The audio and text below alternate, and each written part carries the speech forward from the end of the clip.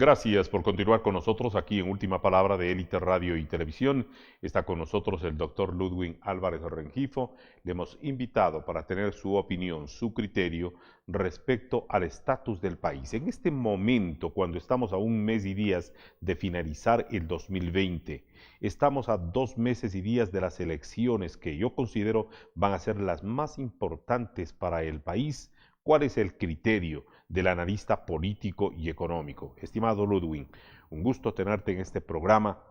¿Cuál es la visión? ¿Cuál es el análisis? A mí me gusta que la gente se forme su propio criterio, escuchando a uno y otro sector y saque sus propias conclusiones. Y tú que eres un analista, un estudioso del asunto económico, del asunto financiero, viendo cómo está la política, viendo cómo está el gobierno, cómo está la deuda internacional, cómo está el empleo en el Ecuador. ¿Cuál es la realidad del país? Bienvenido, un gusto tenerte en este programa. Muchas gracias, distinguido señor ingeniero. Un verdadero honor para mí estar en este set con tan prestigioso comunicador como es tu distinguida persona, que le hace un alto honor al país, desde luego, tener profesionales de la comunicación y, desde luego, tenerte como amigo es un gran honor. Gracias, Luis. Acontece algo sui generis en el Ecuador. Hay una pandemia mundial y este país se preocupa exclusivamente en pagar sus compromisos de deuda externa. Lo malo no es pagar, porque es una obligación que el Ecuador tiene y que lo ha hecho y debe ser satisfecha. Sin embargo, cuando no se puede pagar, cuando las características, las condiciones, en este caso una pandemia tan fuerte que afecta no solo a Ecuador, a todo el mundo, se produce, es indefectible que deben tomarse correctivos en los flujos de pagos.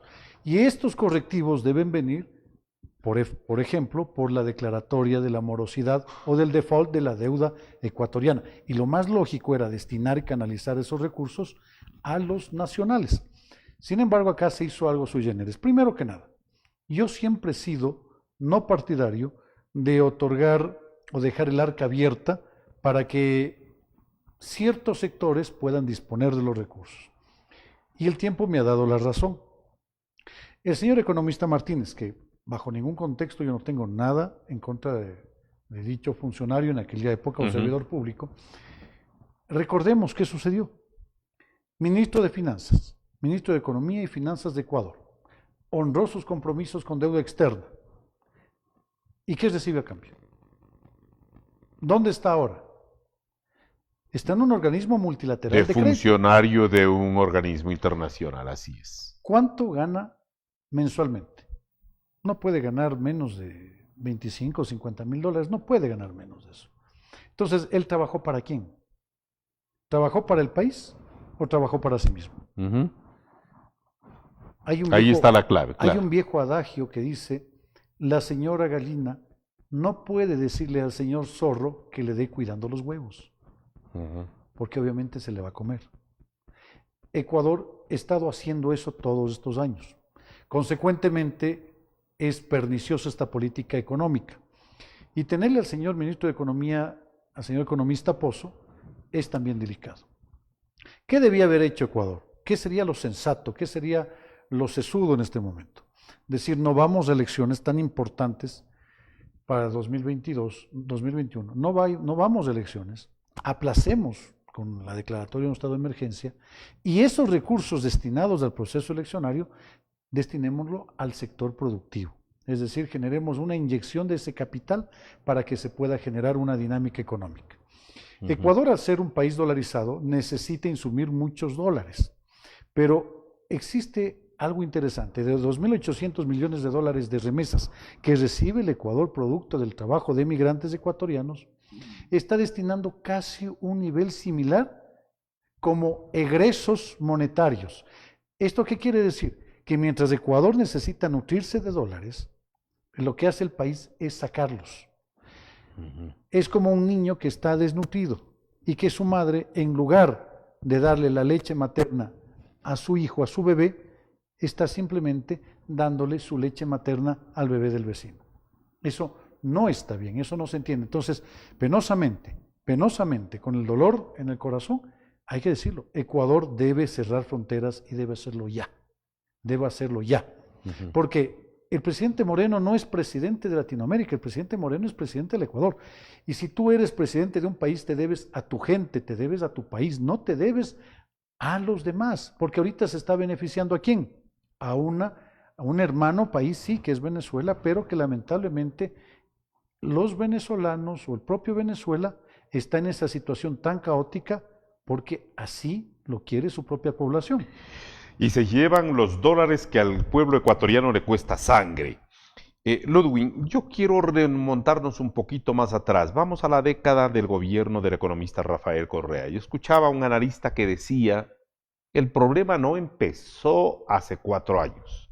El problema empezó 14 años atrás, con el sobreendeudamiento, con las obras faraónicas, decía él, decía el desperdicio de dinero en la línea férrea de un tren que no funciona, aeropuertos que están cerrados. ¿Es verdad que empezó el despilfarro ahí? ¿Que estamos viendo las consecuencias de esa malversación o inversión exagerada y sin fundamento, sin calcular una tasa de retorno, sin hacer un costo-beneficio? Sí y no. El sí, porque todo lo mencionado por tu digna persona es efectivamente cierto. Y no porque no podemos estarle como hijos diciéndole, papá, tú tienes la culpa de esto. El hijo es un fracasado y no puede estar diciéndole, es culpa de mi padre, es culpa de mi madre. No, no, no, no. O sea, esto pasó ya hace 4 años. Entonces, Ecuador debía corregir el sendero. En una entrevista que tuve la oportunidad, y muchísimas gracias contigo, señor ingeniero Guido del Toro, aquí, en este espacio, hace más o menos 4 años, yo decía claramente, la salida para el Ecuador, la salida patriótica era que el presidente Moreno renuncie, porque eso le iba a dotar un halo de legalidad. Pero, ¿qué sucedió? Que sigue el continuismo. A ver, ¿cómo es posible pensar siquiera generar una reactivación de un ferrocarril que en su momento fue muy fructífero? Pero eso sucedió en 1905 con el señor, el excelentísimo señor presidente. ¿Cómo es que le arrastraron al señor, no se me fue el nombre, Eloy Alfaro? Y después, por poco, ya le arrastran también a su bisnieto. Entonces, ¿qué sucede? ¿Por qué? En lugar de hacer una barbaridad de esas y darle tanto protagonismo, no se hizo un ferrocarril, pero a la moderna. Es decir, en otras palabras, tener un tren bala en la costa Pacífico Sur, ¿no es cierto? Que iba a conectar tranquilamente desde Colombia o inclusive hasta desde Baja California hasta la Patagonia y pasamos justamente por Ecuador. ¿Por qué no interconectarnos de esa manera? ¿Por qué el propio país no hacerlo? Pero ¿qué sucede? Hacemos un ferrocarril, revivimos un ferrocarril de hace 100 años que hoy se están llevando los vagones, hoy se están sacando inclusive hasta las propias líneas férreas. Las líneas férreas, los hierros. Algo terrible. Otra de las cosas que también fue nefastas es el famoso Coca-Cola Sinclair. Y yo lo dije de forma muy clara y vehemente. No es posible ponernos a pelear con la naturaleza, porque la naturaleza siempre va a ganar. Es como en un hogar. Usted póngase a pelear con su señora esposa. ¿Quién va a ganar? Ya sabemos. Entonces, la naturaleza siempre va a dominar al hombre. El hombre puede mitigar hasta cierto punto los efectos de la naturaleza, pero generar un cambio de cauce del río, eso es completamente anormal, y eso lo hizo el gobierno anterior, y hoy estamos pagando las consecuencias. San Francisco fracturándose, Coca-Cola Sinclair generando una devastación tremenda en su nuevo cauce de río, y vemos que todas esas carreteras penosamente no dieron el resultado que nosotros esperamos. Entonces, en Ecuador, solo en Ecuador, no es factible realizar obras faraónicas o mega obras. ¿Por qué? Porque lo que se hizo es llamar a inversionistas de otro país, ellos vienen, te dicen, yo te presto, pero con mi plata tú me contratas a mis profesionales técnicos y no es que te voy a dar el dinero, no, no, no, el dinero jamás sale de acá. Lo que vamos a hacer es un cruce contable con las empresas contratistas. Estas contratistas lo que van a hacer es traer a su gente, a la gente de otros continentes, y le van a dar trabajo y van a hacer las obras con los rechazos del país financista. Y sucede que simple y sencillamente, en lugar de que esa mega obra genere un dinamismo económico adecuado, lo que hace es una histéresis terrible porque va generando es deuda. Y esa deuda permite que se tenga una implosión, es decir, que sea un círculo cada vez más pequeño y que la economía no puede expandirse. Pero ¿a quién sí le fue bien? Y caemos en la recesión. Caemos en la recesión porque, ojo, entiéndase, ¿qué es la recesión? No es otra cosa sino tener un decrecimiento del Producto Interno Bruto durante 3 trimestres consecutivos. Pero si es que esa recesión se vuelve prolongada, estamos hablando de una depresión económica. Depresión económica, claro que sí. El problema es que se beneficia ¿a quién? Se beneficia a los famosos prestamistas y que de paso vienen a hacer pesca en el país, llevándose todas toneladas y miles de toneladas de pescados que esos debían ser faenados por el Ecuador, pero que lamentablemente ya se llevaron y se están llevando y nadie dice nada. Entonces, este gobierno, que recordemos, ¿por dónde viene aupado? Este gobierno viene aupado por el economista Correa, que tampoco tengo nada contra él. Este señor economista Correa, ¿quién le ayudó? ¿Quién le financió? Supuestamente, a través del señor Larrea, acordémonos, supuestamente hubo financiamiento de las FARC. Y cuando se produjo el hecho de Angostura, ¿qué sucedió? Fue desplazado el ministro de gobierno de ese entonces. Pero, ¿quién auspicia a las FARC? ¿O las FARC a quién auspician? Supuestamente a gobiernos de izquierda. Hablemos de Castro, hablemos de Hugo Chávez, hablemos de Lula da Silva. Entonces, Evo Morales, ¿qué pasa con esto? ¿Por qué tenemos en el Ecuador tantas pistas, no de baile, sino tantas pistas para el narcotráfico? En Cotopaxi existen aviones que van y vienen. La gente se pregunta, ¿qué andan llevando? ¿Qué andan trayendo? Y la respuesta la sabe usted, la sé yo. Pero el gobierno no quiere ver. Es que no existe peor ciego que el que no quiere ver. Y no existe más interesado en que no se vea que aquel que sí es el que tiene ojos. ¿Y quién tiene ojos en este país? El narcotráfico. ¿Quién tiene tentáculos en este país? El narcotráfico. ¿Quién mueve la economía subterránea de este país? El narcotráfico. ¿Cómo se explica que en plena pandemia, donde se genera una desaceleración económica imprescindible, o sea, mejor dicho, una desaceleración económica de ribetes nunca antes vistos, cómo es posible que los precios se incrementen semana con semana, día tras día? Por ejemplo, por citar algo, una cubeta de huevos que vale $3, en pandemia valía 6. ¿Cómo se entiende eso? Para que tengamos nosotros un incremento en el índice general de precios, la economía debe tener dinero, ¿no es cierto? Debe haber dinero circulante. ¿Y quién hizo circular el dinero en la economía ecuatoriana? El narcotráfico. Ludwig, yo tengo una profunda preocupación por la falta de inversión del Estado, no digo del gobierno, el Estado como tal, en salud y en educación, en los últimos 15 años. O sea, me preocupo. ¿Por qué? Porque en vez de ir en avanzada en el campo educativo, veo que si es que no hay una recesión, al menos nos hemos parado. ¿Qué ha pasado con Yacha? Y no ha sido la solución. ¿Qué ha pasado con este examen ser bachiller y los cupos para los chicos universitarios? Hoy vemos que miles de estudiantes que se graduaron de bachilleres no tienen cupo en las universidades o resulta demasiado costoso ingresar en una universidad privada. ¿Cuál es la realidad del país? Y esto no solamente está sucediendo en el Ecuador. Si es que uno revisa qué está pasando en Colombia, qué está pasando en Chile, qué está pasando en el Perú, casi es similar. O sea, como que es contagioso esto y se va regando en la geopolítica.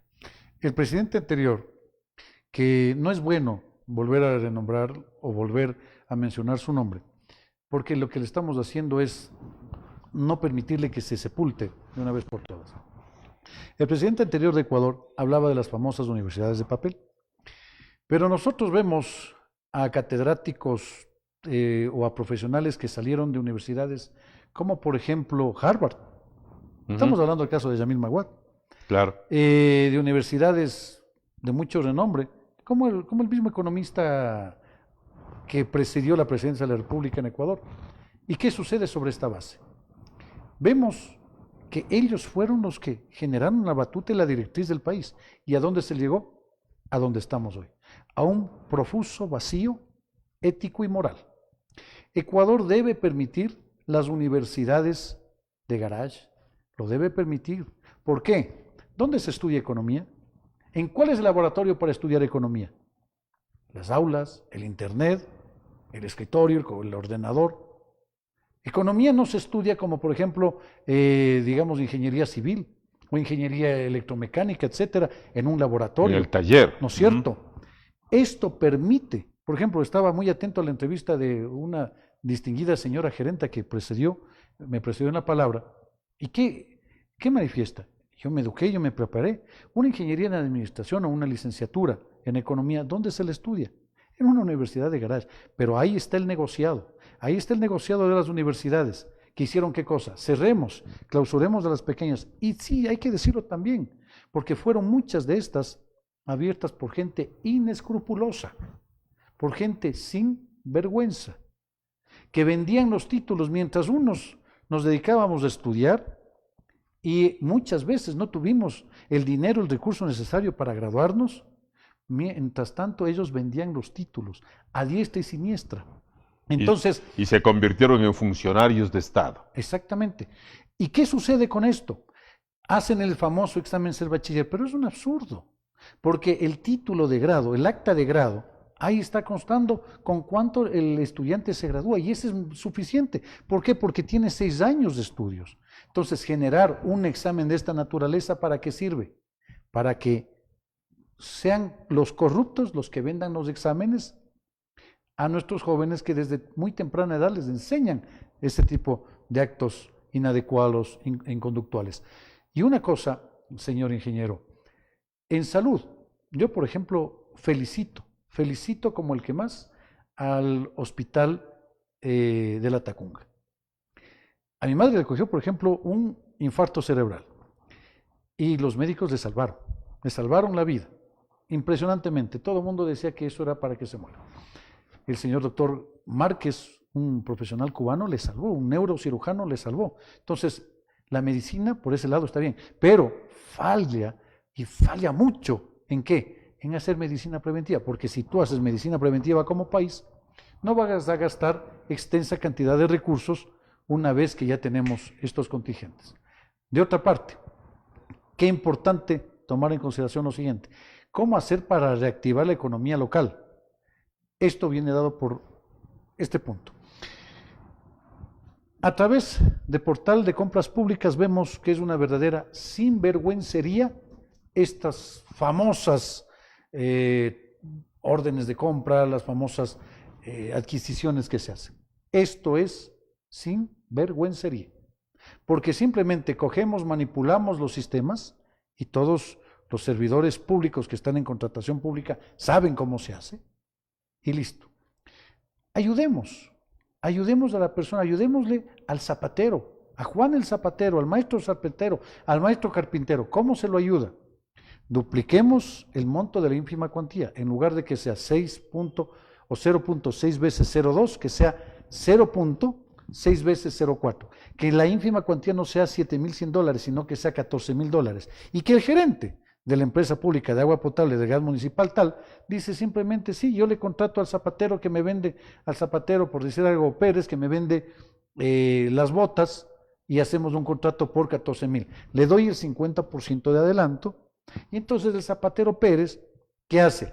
Ya no tiene que irse donde el chulquero, sino que ya tiene su fuente de financiamiento, no paga interés, y automáticamente llama y contrata a sus operarios para que hagan ese tipo de cosas. Ya no mega obras. Vemos que Ecuador penosamente adolece y tiene una falla estructural, que es la falla de valores y la falta de principios. Hay que ser honestos. Entonces, por ese lado no podemos irnos. ¿Por dónde tenemos que irnos? Desde lo micro, desde lo elemental. Y por eso el Sistema Nacional de Contratación Pública sí puede ayudar. Porque si es que yo no tengo el ingreso suficiente y voy a una institución financiera y me dice qué cosa, yo te presto, pero tienes que tener qué cosa, garantía. Si tú quieres, por ejemplo, $1,000, tienes que tener activos 1,400. Si quieres 1,000,000, debes tener 1,400,000. Pero si es un emprendedor y no tiene dinero o quebró en pandemia, ¿qué sucede? ¿Cuál es la alternativa? Tenemos que empezar desde la microempresa, y la fórmula efectivamente está a través de este Sistema Nacional de Contratación Pública. ¿Y cómo se lo hace? Se reforma la Ley del Sistema Nacional de Contratación Pública, el Reglamento General de la Ley y la codificación de resoluciones expedidas por el SERCOP, artículo 330 y siguientes. Qué interesante. Ludwig, ¿a dónde va el Ecuador? Estamos a un mes de finalizar el año, 2 meses para las elecciones. Es el momento más importante, este punto de quiebre en que el Ecuador decida, se va por X, se va por Y, va de frente, cae al abismo, o nos fregamos o nos salvamos. Eso me han dicho varios analistas políticos. Guido, estamos en el borde, en el que hay que tomar la mejor decisión. Digo, pero ¿cuál es la mejor decisión? Y esto hay que analizar. Indefectiblemente, Ecuador está en el abismo. Eso hay que reconocerlo. Y eso hay que dar gracias a Dios, porque el ser humano solamente cuando llega a topar fondo, cuando está en una crisis fuerte, solamente hay reacción. Podemos caer como cayó Venezuela, como cayó Colombia hace 20, 30 años, por la guerrilla, por el narcotráfico. Acá tenemos, a Dios gracias, no tenemos guerrilla, pero sí tenemos narcotráfico.